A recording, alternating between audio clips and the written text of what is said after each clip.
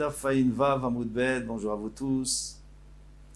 Alors aujourd'hui, nous allons rentrer dans des petits calculs géométriques. C'est très intéressant de voir comment est-ce que la Gemara calcule.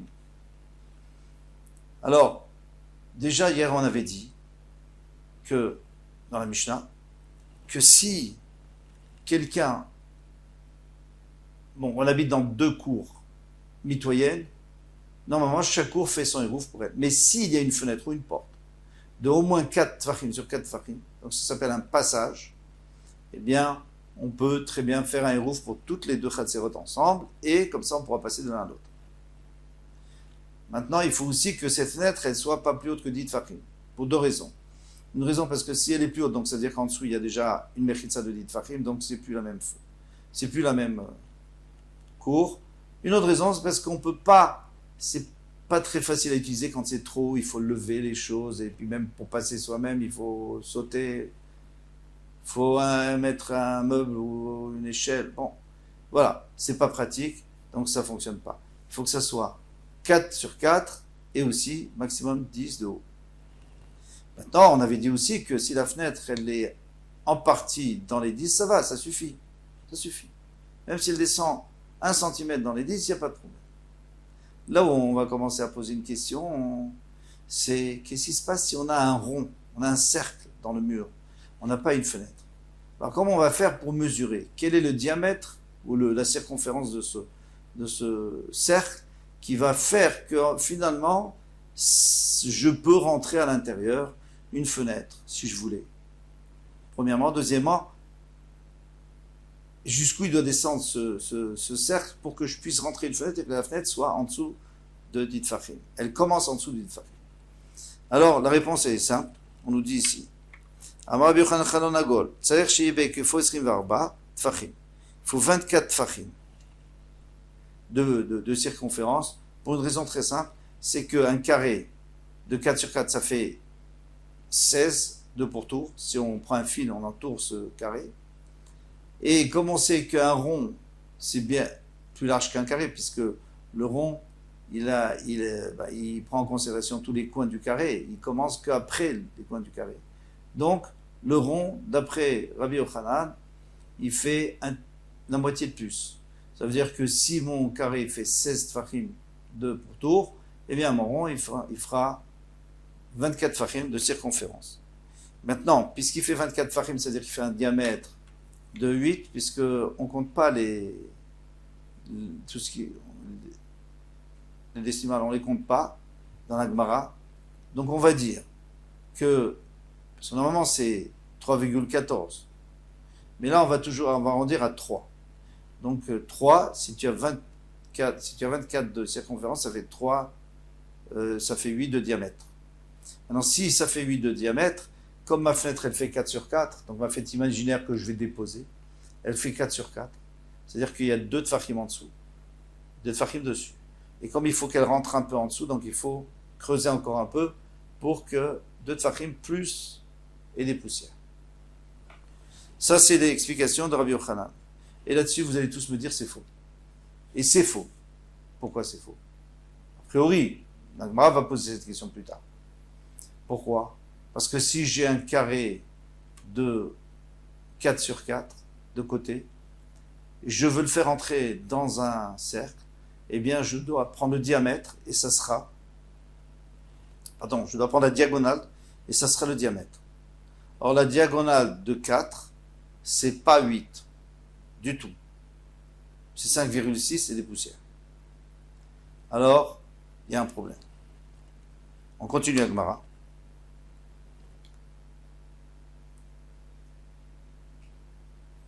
Mirde, cependant, kol sheshbe kifo shoshat fachim, yeshbo berochvot tefar. On est d'accord que si un rond fait une circonférence de 3 tfachim, il fait un diamètre de 3 d'un tefar. C'est ce qu'on vient de dire. P3, je dis pas 14. Betresar sagia. Donc à ce moment-là, moi, mon rond, il fait 12 et ça me suffit. Pourquoi?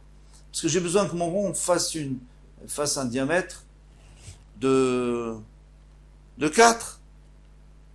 Alors, et puis alors maintenant, fois 3, ça fait 12 de diamètre. C'est tout. Quel est le problème? Pourquoi tu me dis 24? La Gemara continue. On tourne la page. Anémilé Beigoula. Ça, c'est très bien. Si tu cherches un rond qui fait un diamètre de 4 fachim, mais personne n'a parlé d'un rond de 4 fachim. Aval Beribois, ici on a besoin, ici on parle d'un carré de 4 fachim. Ben, il faut beaucoup plus. Parce que maintenant le rond, il doit aller autour du carré. Donc il doit avoir au moins le diamètre de la diagonale. Et il y a tout ce qui dépasse au-dessus du carré. Et on arrive à beaucoup plus. Très bien. Alors, d'accord. Il faut plus. Ben, il faut plus. Alors combien? Pas 24, c'est sûr que non. Mirde. Kama meruba yeter à la gol. Combien est-ce qu'un rond est plus... Pardon, combien un carré est plus qu'un rond? C'est-à-dire si vous avez un rond qui a un diamètre de 12, le carré qui va être autour de ce qui va avoir un côté de 4, combien il va faire? 16. Revia, un quart de plus. Mais Shitsar Sagia. Donc maintenant, ça suffit qu'il y ait une circonférence de 16. Alors on m'a dit, mais non, même ça marche pas. Pourquoi? Animule Igula de Nafik Migo Rivoa. Ça, c'est un rond qui est à l'intérieur d'un carré. Aval Riboa de Nafik Migo Igula. Mais si le carré est à l'intérieur du rond, alors c'est encore plus. Ben, il en fait. Il faut un peu plus.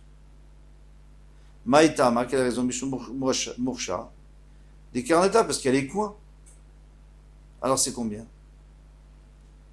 En réalité, ce calcul de 16, il n'est pas tout à fait juste.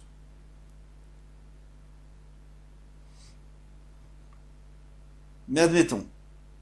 Pour l'instant, disons qu'on prenne les carrés. Le carré, donc 4, 4, 4, 4, ça fait 16. D'accord. Maintenant, comment on va faire pour mettre ce carré dans un rond? Parce que c'est ce qui se passe dans mon mur. Dans mon mur, j'ai un rond. Et je voudrais mettre une fenêtre de 4 sur 4. D'accord? Il faut qu'elle rentre dedans. Mirde, kol amata berivua, amata utrechumche belarsona. Lorsque j'ai un carré de côté d'un téphar, ou d'une amas, ça fait combien en diagonale? Ça fait une amas et 2 cinquièmes. Ou alors 1,4. Maintenant, si ça fait un téphar, donc ça fait un téphar, 0,4. 2 cinquièmes, c'est 0,4. Maintenant, si je continue, et j'ai qu'ici, pardon, il n'y a pas un téphar, il y a 4 fachim. Donc, j'arrive à x4. Donc 1,4 x 4, ça fait 5,6. Donc on se retrouve avec notre diagonale de 5,6. C'est exactement ce qu'il nous faudrait comme diamètre de cercle. Et c'est ce que la Gemara a dit. Beshifsar nake chumsha sagia. Parce qu'il n'y a pas de virgule dans la Gemara. Alors il te dit 17 moins 5e, ça fait quoi?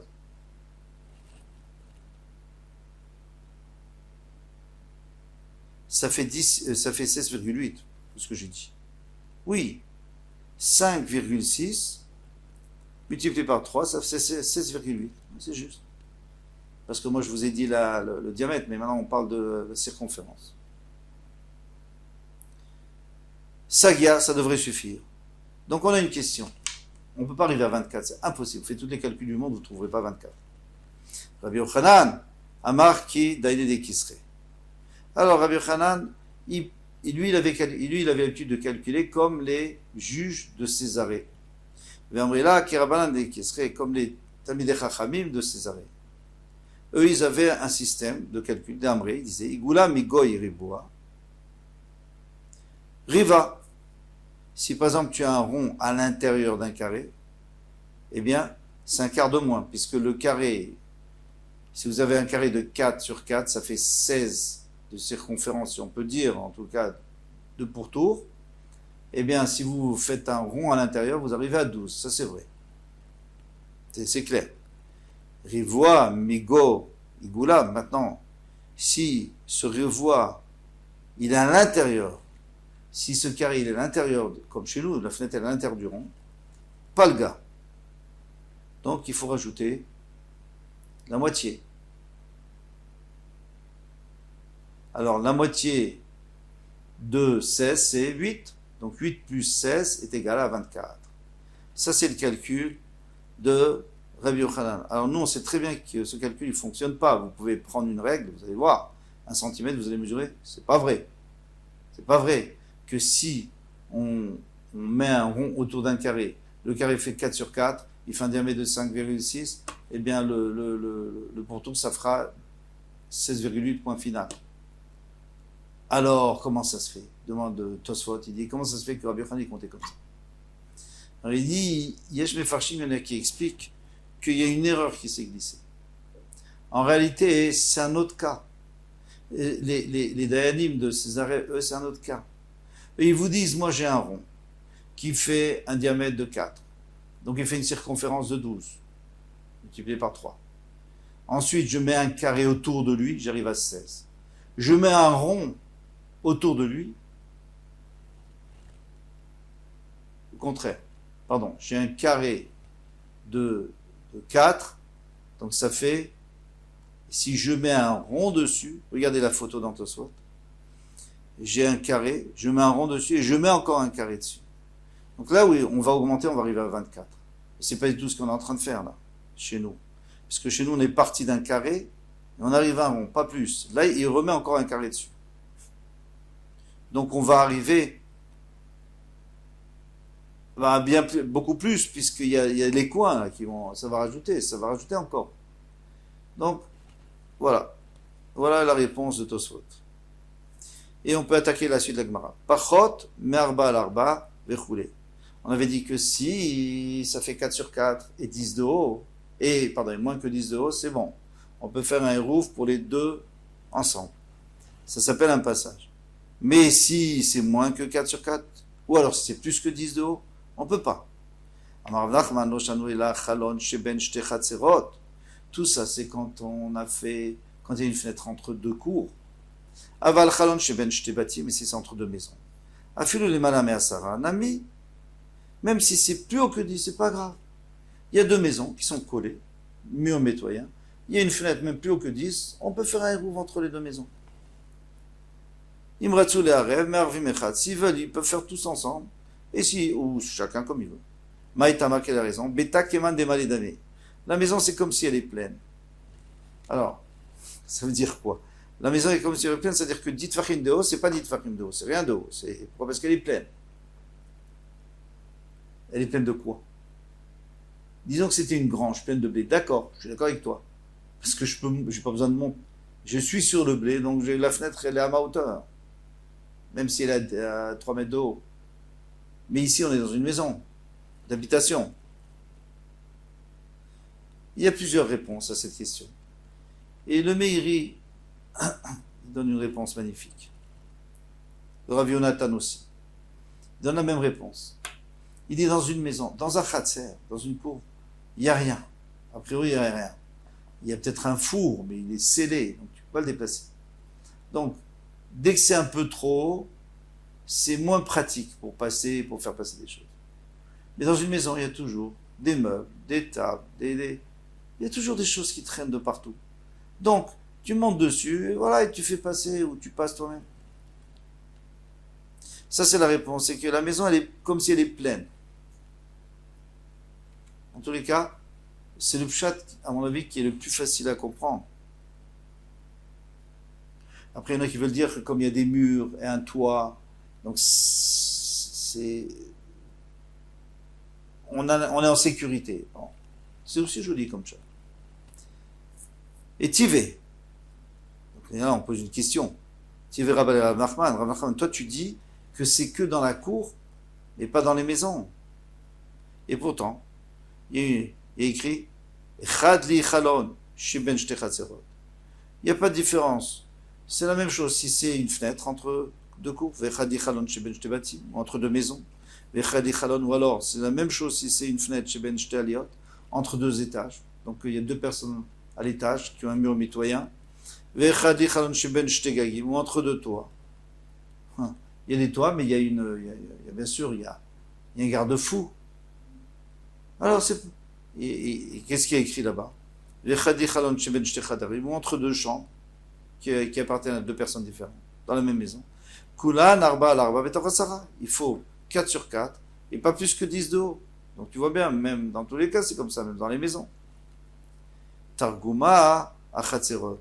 Non, il dit l'exigence de 4 sur 4, je suis d'accord avec toi, c'est partout. Mais l'exigence de 10 de haut, moins que 10 de haut, c'est seulement pour le chatzer. Donc on m'a dit, va'echadlik tane. Pourtant il y a écrit, soit là, va'echadlik, c'est la même chose. On veut les mettre à égalité. Tous ces cas-là de maison, de toit, de tout, on veut les mettre à égalité parce qu'il dit echadli, il n'avait pas besoin de dire, c'est la même chose. Pour moi, il avait qu'à dire, juste les énumérer. Targuma, arba, l'arba. Alors il dit non, ça c'est pour les 4 sur 4. Là, oui, il veut dire que c'est à égalité. Mais dès qu'on parle de hauteur, ça c'est autre chose.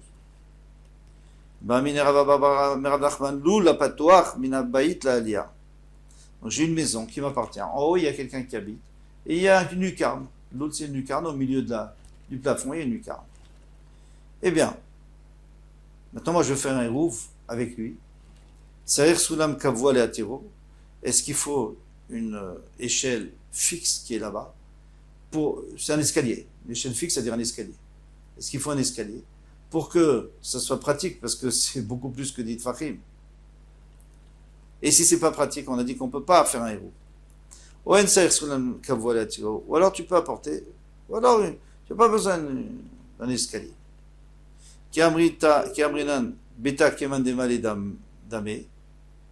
Peut-être que quand on a dit qu'une maison elle est comme si elle est remplie, donc à ce moment j'ai pas besoin d'échelle du tout.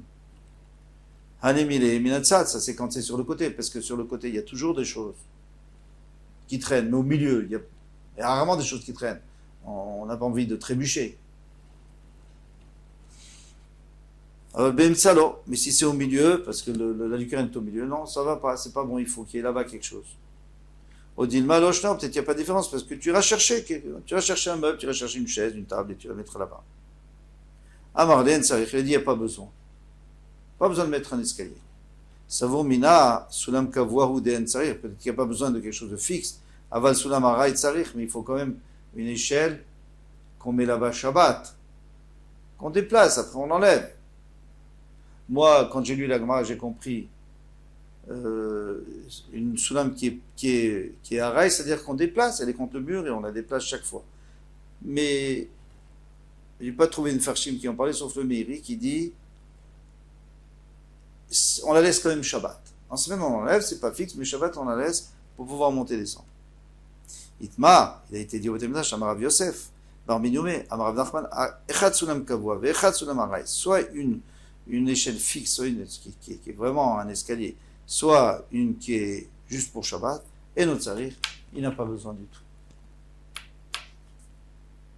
Pourquoi? Parce qu'il y a toujours des meubles. Il monte sur une table. Voilà, on s'arrête là, c'est une nouvelle Mishnah, on va rentrer dans un nouveau sujet. Kol Tov, à bientôt, Bezrat Hashem.